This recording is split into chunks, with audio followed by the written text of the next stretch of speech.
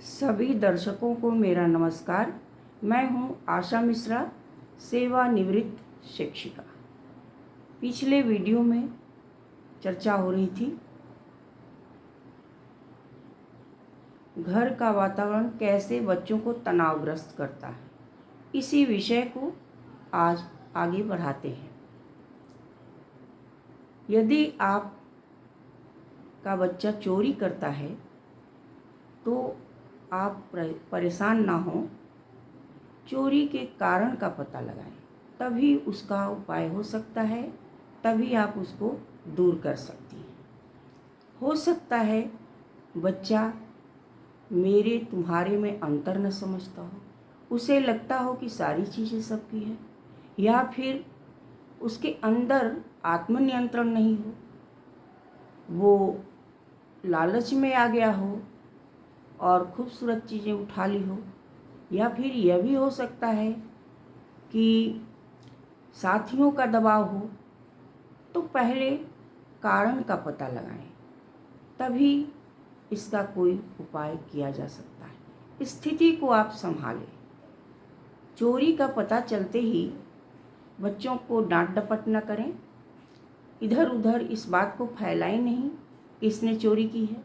स्थिति को संभालिए, बच्चे को समझाइए कि चोरी एक गलती है, हो जाती है तो परेशान न होने की ज़रूरत है, बल्कि इसे दोबारा नहीं करना चाहिए।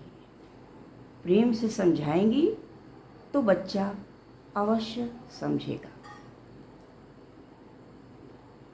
अगली बात है, अगर आप बच्चों के सामने अपनी गलती मान लेती हैं तो ये कोई बहुत बुरी बात नहीं है, आपकी प्रतिष्ठा नहीं जाती, बल्कि बच्चा आप में विश्वास करेगा और वो विश्वास का बंधन मजबूत होगा। अगर आप बच्चे को अत्यधिक सुरक्षा देती हैं, उसके हर काम को करती हैं, उसके पीछे पीछे लगी रहती हैं, खाने को भी मनाती रहती हैं, तो बहुत ज़्यादा सुरक्षा या स्नेह बच्चों के लिए हानिकारक सिद्ध हो सकता है। वो फिर स्वतंत्र रूप से निर्णय नहीं लेगा, उसका स्वतंत्र रूप से जीना नहीं हो पाएगा, वह आप पर निर्भर हो जाएगा। अगर आप बहुत अधिक सत्तात्मक हैं, अथॉरिटेरियन हैं, कठोरता से पेश आती हैं, तो इसका भी परिणाम बिल्कुल भी बेकार होता है। बच्चे की सीखने की प्रवृत्ति जो है प्रभावित होने लगती है। आप अगर ज़्यादा कठोर होंगी, अन्याय करेंगी, तो बच्चे का ध्यान भंग होगा, उसमें सीखने की प्रक्रिया बाधित होगी, एकाग्रता में कमी आएगी और वो परेशान होगा, तनावग्रस्त होगा। तो ज़्यादा सत्तात्मक न बने और ज़्यादा हर बात की इजाज़त देने वाली भी न बने। गलती करके अगर बच्चा संभल जाता है तो अच्छी बात है, अन्यथा उसके लिए आपको ही उपाय करना होगा और प्रेम से करना होगा।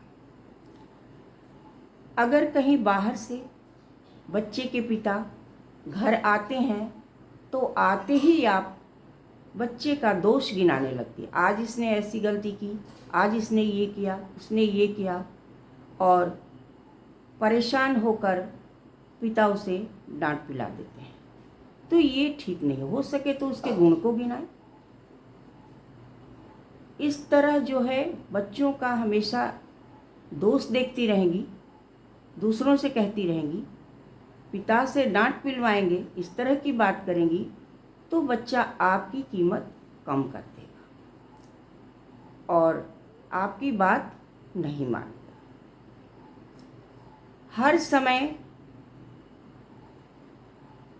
बच्चों पर निगाह रखना अगर संभव न हो तो कम से कम जब तक वो घर में है तब तक तो निगरानी रख सकती हैं। बाहर भी आपकी नज़र बच्चों पर होनी चाहिए, वो करता क्या है।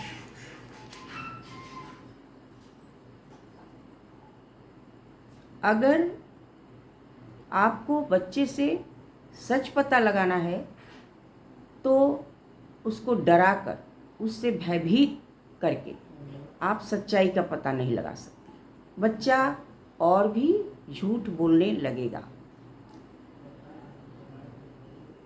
अगर कभी बच्चा अत्यधिक जिद करता है, रोने लगता है, बिल्कुल आपकी बात नहीं सुनता है, तो थोड़ी देर के लिए उसे छोड़ दें। कुछ समय बाद वो अपने आप शांत हो जाएगा। आप तुनक मिजाज हैं तो बच्चे का संवेगात्मक संगठन प्रभावित होगा। जिस तरह आप अपने जीवन के उतार चढ़ाव को, अप्स एंड डाउन्स को हल करेंगी, बच्चा भी उसी तरह भविष्य में अपने जीवन के उतार चढ़ाव को हल करेगा। तो हम देख रहे हैं कि हर जगह माता पिता का बहुत ज़्यादा प्रभाव है। बच्चे तनावग्रस्त हों या फिर वो आगे बढ़ें या उनका ह्रास हो या उनकी मानसिक स्थिति गड़बड़ हो, सारी चीज़ों की लगभग जिम्मेदारी माता पिता पर ही जाती है। तो आपका रोल, आपकी भूमिका बहुत ही महत्वपूर्ण है। बच्चों पर डंडे से वार न करें, कभी उसे डंडे से ना पीटें। पीटना तो नहीं है, बेकार की बात है, लेकिन डंडा तो कभी उठाएं ही नहीं। एक सर्वेक्षण में देखा गया है कि जितने बच्चे धार्मिक गतिविधियों में नियम पूर्वक भाग लेते हैं, माता पूजा करती हैं तो उनके पीछे थोड़ा हो लेते हैं, उनके साथ धार्मिक कार्यों में हाथ बटा देते हैं, तुलसी के पास दिया जलाना, प्रसाद बना देना, तो इस तरह के बच्चे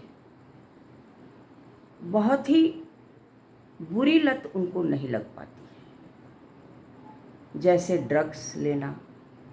तो यह अध्ययन में पाया गया है कि बुरे व्यसनों से बच्चे बचते हैं। इसलिए अपने बच्चों को धार्मिक गतिविधियों में लगाएं, कुछ पूजा पाठ वो करें न करें, आप करती हैं तो उसमें सहयोग दें। यह भी मानसिक तनाव को हटाने का एक अच्छा रास्ता है। वैसे बच्चे जल्दी ड्रग्स का सेवन या और कोई बुरी लत नहीं रखते।